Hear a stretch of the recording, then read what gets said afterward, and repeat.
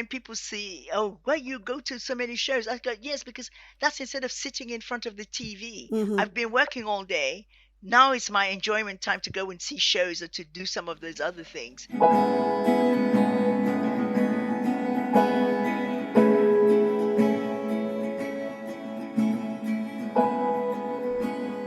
This is Writer's Mosaic, in conversation. Playwright and children's author Trish Cooke talks to actor and author Anni Domingo about her rich and varied career.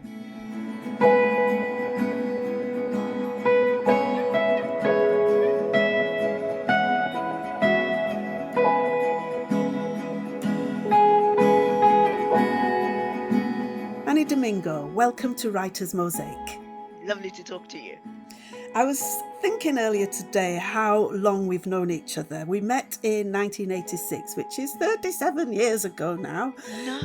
Yeah. At Liverpool Playhouse, when we were both in a play. The name of the daughter was Rose.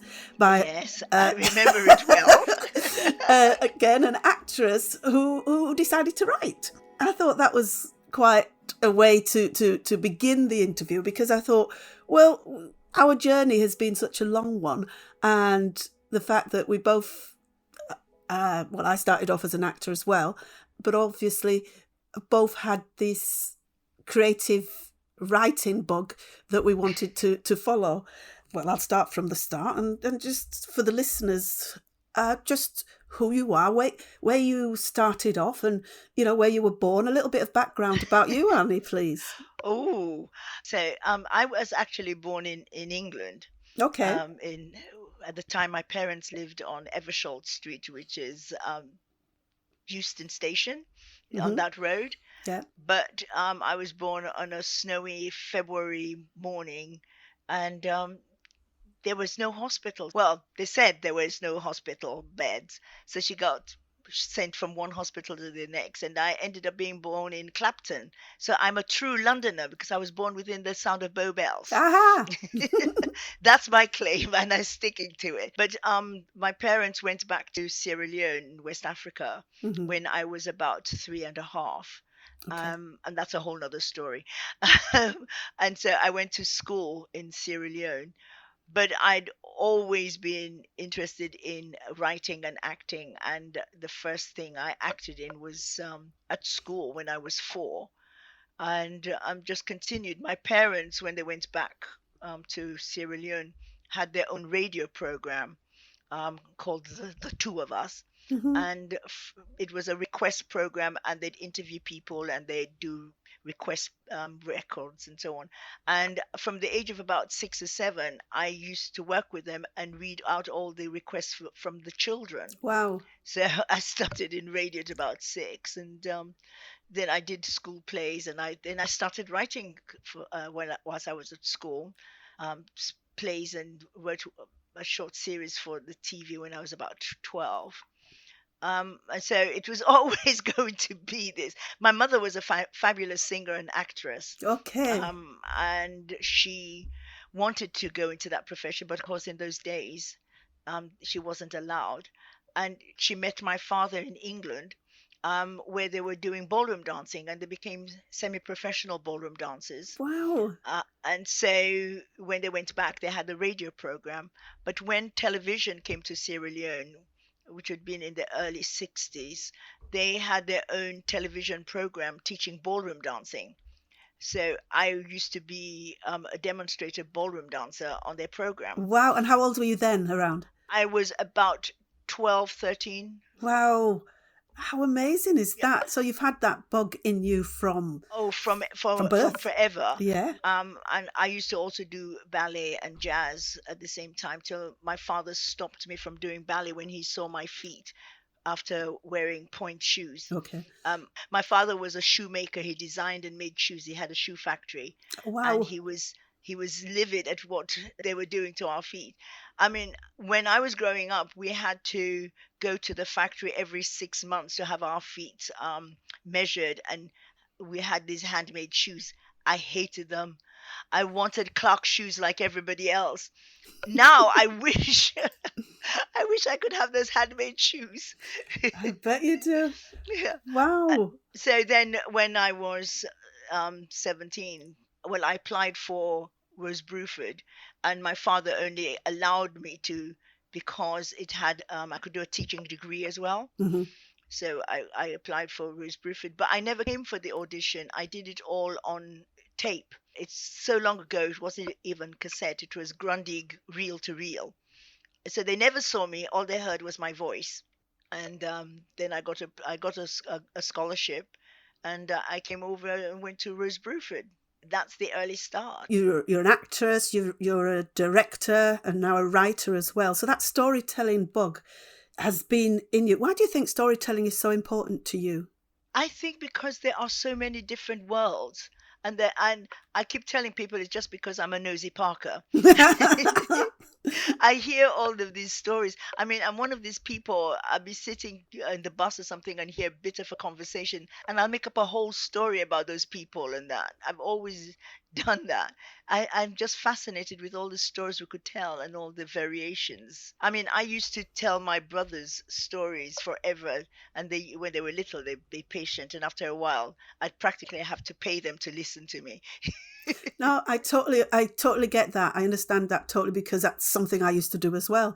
Because a lot of the times people like to put you into a category. You're either an actor or a director or a Yes. writer, and they overlap. They do overlap, and so that really it's all encompassing. That's who you are.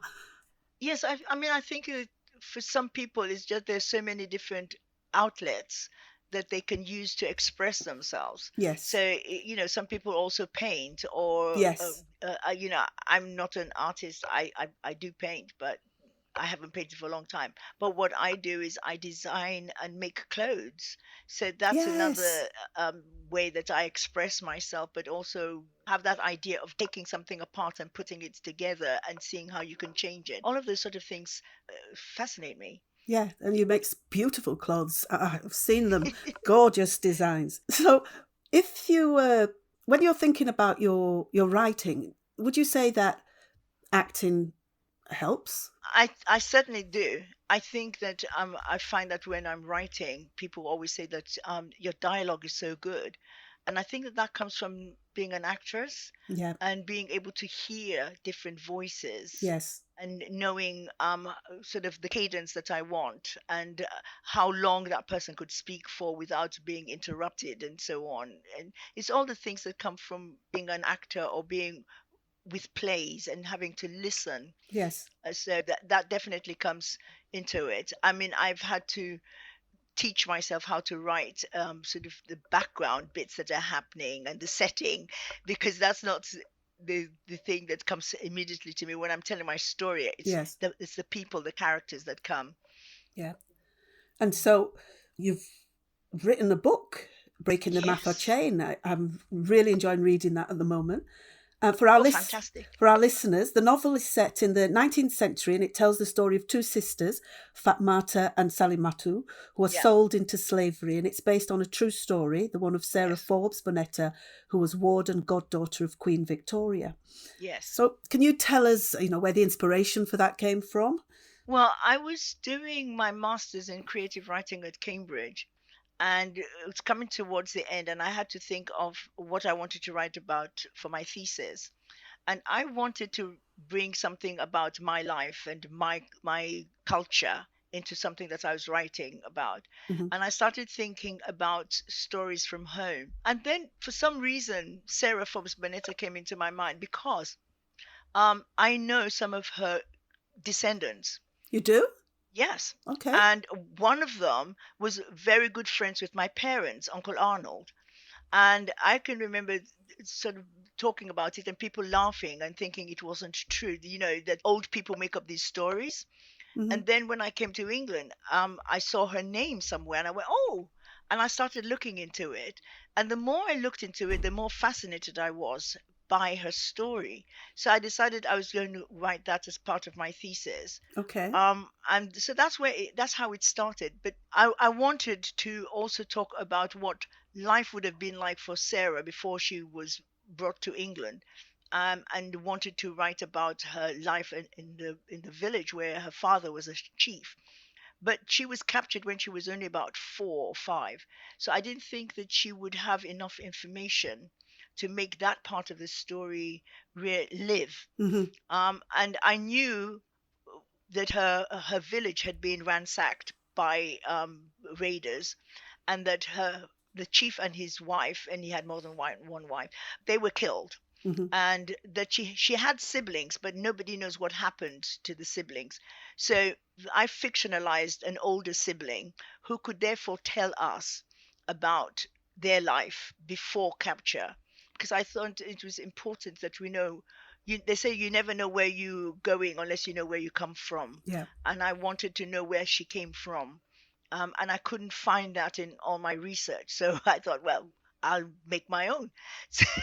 And you've made it very, very convincing. So in order to make it that convincing, you'll have had to have done a lot of research. I did do a lot of research in lots of different places. I went up to villages in Sierra Leone, Okay. because I come from the city, and I'd left Sierra Leone for a long time. And when I go back, I go to the capital. I don't necessarily go to villages and that. So I did go to a couple of villages and spend some time there. But I also I live in Cambridgeshire, but I spent some time in London. So I went and walked around London, the places that Sarah would have lived in.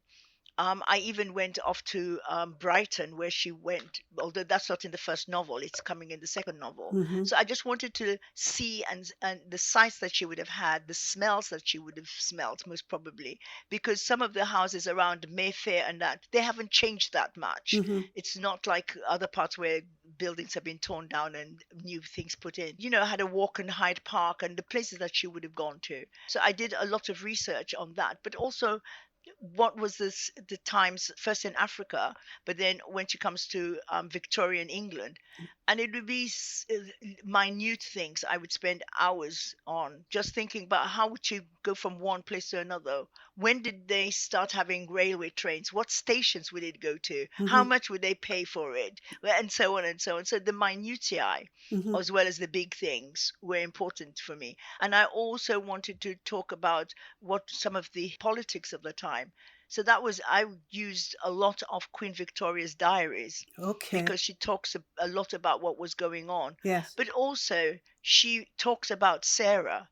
And once I started looking into it, I was fascinated at the fact that you hardly ever hear about Sarah in connection with Queen Victoria. Yeah. And when you do, it's always the same thing. Oh, she was a slave that was captured and given to Queen Victoria as her black goddaughter. And I wanted to know, what was that child like? What would it have been like to come from Africa and slavery into this Western world and be treated as a princess, and to be in close society with Queen Victoria? I mean, and they were really close. One of the things that spurred me on with writing it is that when I read Queen Victoria's diaries, she mentions meeting Sarah for the first time in November. And then as you read on in January, she says, oh, met my black goddaughter for the 4th time. And I thought, oh, why? With Christmas in between, has she seen this child so many times? So that's where the spur for the stories came from. Yeah, and I love how, like you say, in the historical facts, you will see it from the point of view of Queen Victoria if you've gone through her diaries. And so for you to then get inside Sarah's head and bring us along with the story and the sister that you invented as well, so that we see it from a different perspective. I wanted to have that black gaze. Yes. And what was important for me, I didn't necessarily want to be telling a slave story. We have lots of those. So I took the sister, she talks about being a slave in America, but that's not the key point. What I wanted was for her to see England through her eyes. So we have an ordinary black person, an older as well, who was sometimes being in the same place as Sarah as a child and seeing what they see.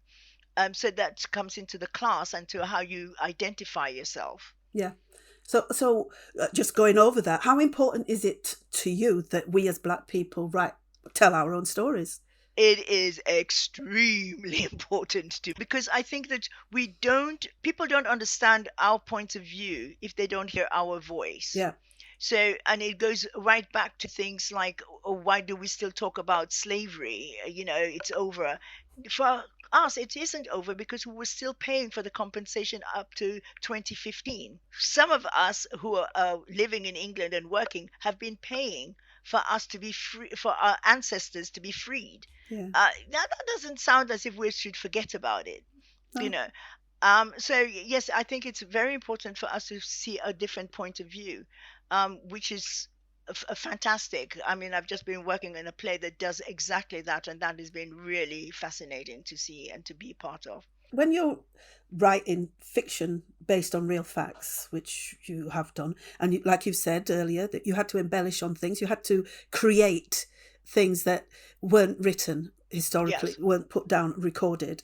And I remember you mentioning to me a little while ago that Wikipedia had put one of your invented bits from the book in Wikipedia as if it were Yes. fact. So I was just thinking, do you think this happens a lot? And could this be a problem with history in general? I mean, whoever records it can reinvent history, right? Does that matter? Yes. Yeah. I think it is a problem, and which is why any historical fact or whatever, when I research, I have to find it corroborated at least in two other places. Yeah. And then if it's wrong, at least I tried, and I didn't just take the first thing that I read or saw, Yeah. because it depends who's telling the story, Yes. how much of it is told.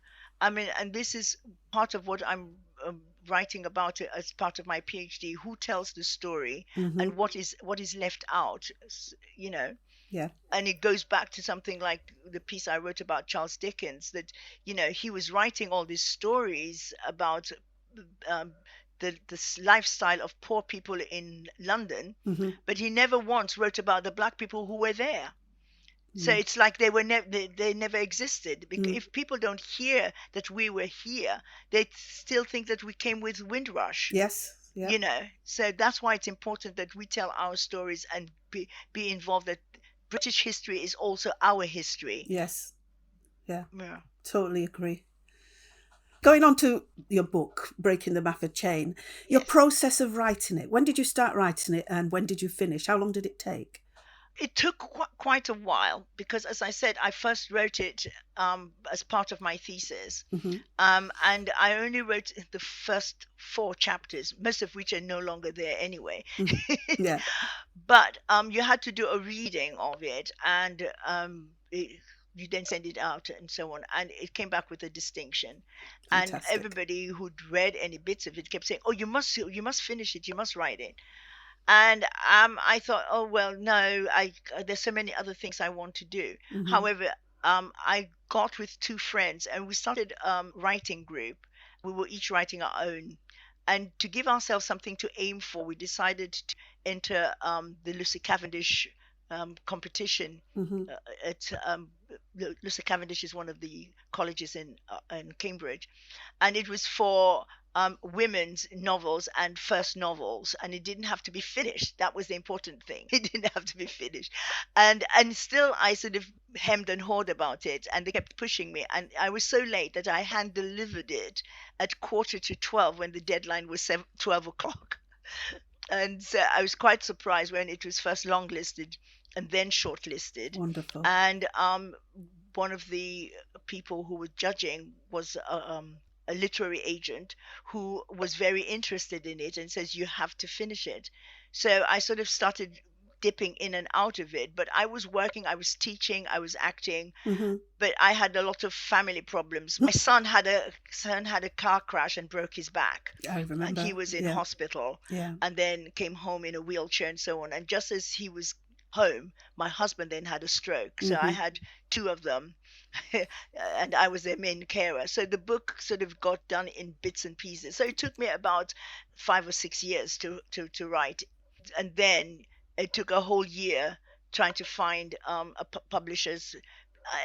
It's very difficult because you send it off, and it might take them 3 months, 4 months before you hear anything. Yep. And then you and so in no time at all, just sending it to 3 or 4 different publishers or agents, you have spent a year. Yes, easily. So that took a while, but in between that time I was doing some editing, and good friends read it and sort of gave me some ideas and so on. So in between that I heard of Margaret Busby was doing New Daughters of Africa, and Yes.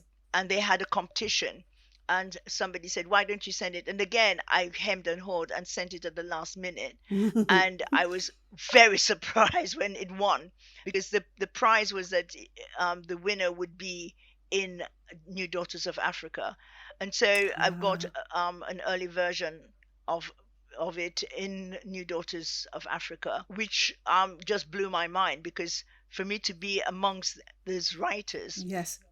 was such a buzz. Thrills me to know that that happened, and from that it then got published. And even then, the publishers Jacaranda, who were interested in publishing it, said they'd have to hold it a year, because they were doing 20 by 20. They were going to publish 20 books in 2020, and that was already on the go. But I wanted them to publish it, because they're black publishers, and I get on very well with them, and I felt that they understood the book. So it would take me that long to write. One more year would not kill me. So yeah.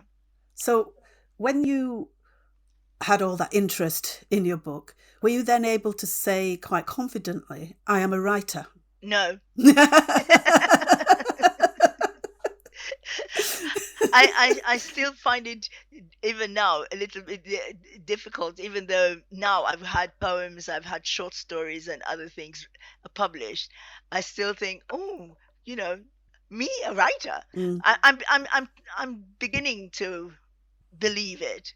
Yeah. But it's hard. When I see some of the other people I talk to, and they've written I don't know how many books, and people like you who are writing wonderful books, and I think I can't put myself in that class. It's tricky, because I don't know what it is. We're writing, we're doing this thing, and yet it's always quite a hard thing to actually to say out loud, I am a writer. I've started to say it now a bit more than I could before, but it's a weird thing. You're doing the work, and it's a lot of work. Like you said, you've put all those years into it. You're a writer. Yeah. But I think once you've been published, even if it's just one poem or something, you can begin to say I'm a writer, but it still sounds so presumptuous. So having so many strings to your bow then, writer, director, actor, has that made having a career in the UK a lot easier? I think so, because with something like writing, I could go anywhere and write. I don't have to be in England. And I've been at this acting business now for, over 50 years in England. So I feel that I've established myself at a certain level. I don't see myself as going to be doing some fantastic film and going to move to America and all of that. It'd be nice to do the odd film, but I don't see my life changing tremendously, because I love my life. I like having the different bows to my arrow. Oh, is that the right? Yes, the different arrows to my my bow or something. Something like that. Yeah. Different facets, because they're all part of me. It's part of the mosaic of my life. And I would not particularly like to just say, okay, I'm just going to go back and do just acting, because that I'd be cutting off some of the parts of me that also feed me. Yes. I love writing, I love directing, and so on. So I wouldn't want to cut off any of it. So if I went somewhere else where I could do all of it the same way, then that would be fine. But at the moment, I think that I've got enough doing in England that satisfies me. And also, I'm not getting any younger. I've got to know that sooner or later I will have to stop at least some of it. I've cut down on some things. I don't do some of the extra things that I do besides writing and directing and so on. Yeah. No, just keep doing what you do, Annie. You're brilliant, and enjoy it along the way, which you do. I am really enjoying it. And your work-life balance, that's important to keep. Yes, but you see, this is what people say to me. But my work-life balance is my work, because Your life is your work. what I enjoy doing is going to the theater. Yes. I love going to the theater. I've always loved reading. I read a lot. I love to travel. And so that's part of my life. When people see, oh, well, you go to so many shows, I go, yes, because that's instead of sitting in front of the TV. Mm-hmm. I've been working all day. Now it's my enjoyment time to go and see shows or to do some of those other things. My life work balance is pretty good. Good. Pretty good. Yeah. So your new book, tell me about that. Ominira? Ominira. Yes. Now, when I started writing Breaking the Mafia Chain, I realized that Sarah's story is so rich that I didn't want to cram it into one novel. So I decided that it would stop at a certain point and then I would write the rest of it. But when it came to writing it, I didn't want to just be a continuation. I wanted to have a look at Sarah's life, but also from a different angle. So the second book, Ominira, is written from the point of view of Sarah's daughter, Victoria, and Faith's daughter, because Fatmata became Faith when she went to America. Okay. But Faith's daughter, Maluma, who is named after her grandmother. And it's looking at what was happening to Black people, especially Black women in America, because this was in the Reconstruction period. So the story is 30 years later. And it starts in 1880 when Sarah dies in 1880. Okay. So it's looking at, in that interim time from when she was 1850, when she first came to England, to her daughter in England, because Victoria was also Queen Victoria's goddaughter. But you never hear about her as much as you hear about Sarah. And I was looking at it and wondering why.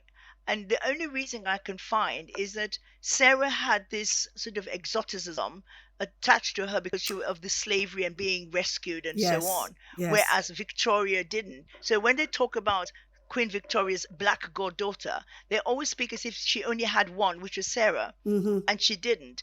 And also Victoria had quite a close relationship with Queen Victoria and visited her several times and knew the younger members of Queen Victoria's family. So I wanted to look at that continuation of the story, but looking at it at the latter period of Queen Victoria's life. But that also means looking at the history of Black Americans as well as the history of Black people in England, that they were not all the same. They always talk as if all the Black people who were in England until Windrush were poor, were ex-slaves, or so on. And I wanted to show that there was a middle class here, who several generations living here. We have been here for a long time.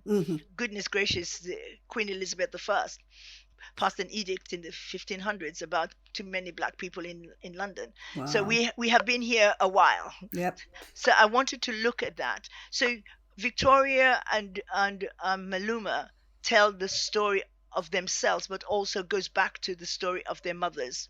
And we go backwards and forwards and see what happened to Sarah and also Faith, but also this new generation. So yes. Wow, a busy time. Yes, and then I'm doing a thesis on sort of some of the people that I talk about in the novel who are Sierra Leoneans, but who have strong connections with Great Britain, like Samuel Ajayi Crowther, who was the first Black African bishop, or Adelaide Casely Hayford, who grew up in England but went back to Africa and founded a school in Sierra Leone. The people I talk about are people who have connections with England and Sierra Leone. Wow.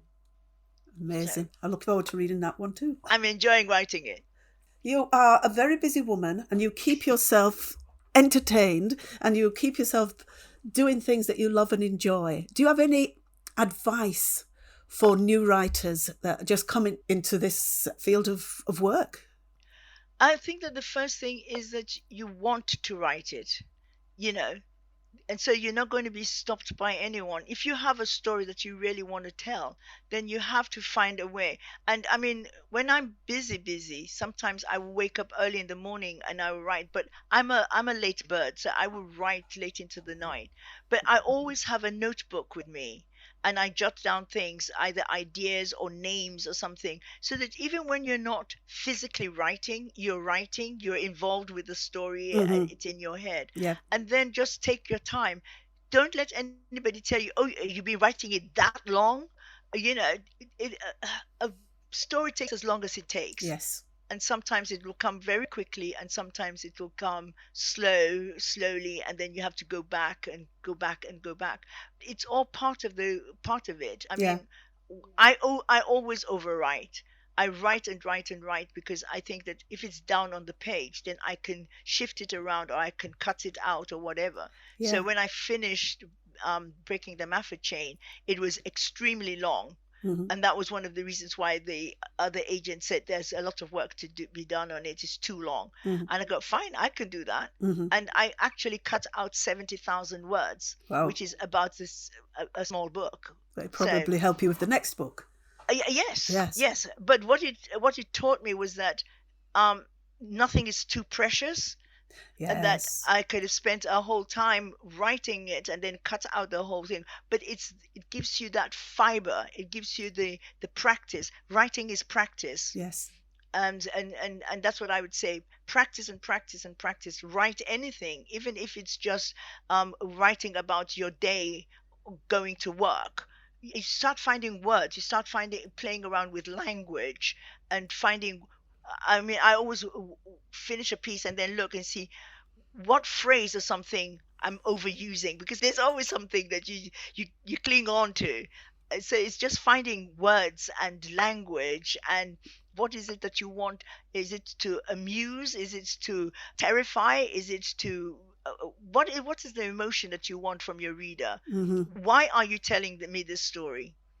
But I think as a performer, as an actor and a director, those kind of questions come to you naturally, because it's part of the fibre. It's part of the structure of a story, and you've got that, and you know that, and that's where that's why I think I'm very lucky, and why I wouldn't want to put any bit of it aside. Yes. Because it all feeds into each other, and I can see that when I'm working, if I'm writing or if I'm directing, I can see some of that and so on. Yeah, and I love it. And we love you. Anni Domingo, thank you so much. It's been such a pleasure talking to you today. It has been an absolute pleasure to talk to you, Trish, my one-time granddaughter. Do you remember that? This is where we started from. The daughter, yes. I was 24 playing a 14-year-old, and you was playing my grandmother. I was 30-something playing a grandmother. 60-year-old. Yes. And it's caught up with me now.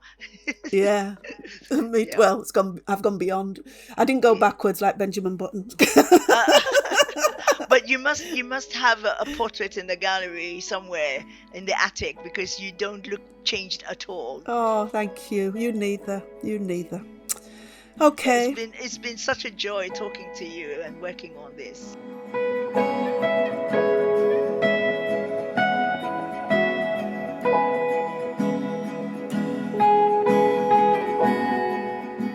Anni Domingo was in conversation with Trish Cooke. To hear more writers, go to writersmosaic.org.uk.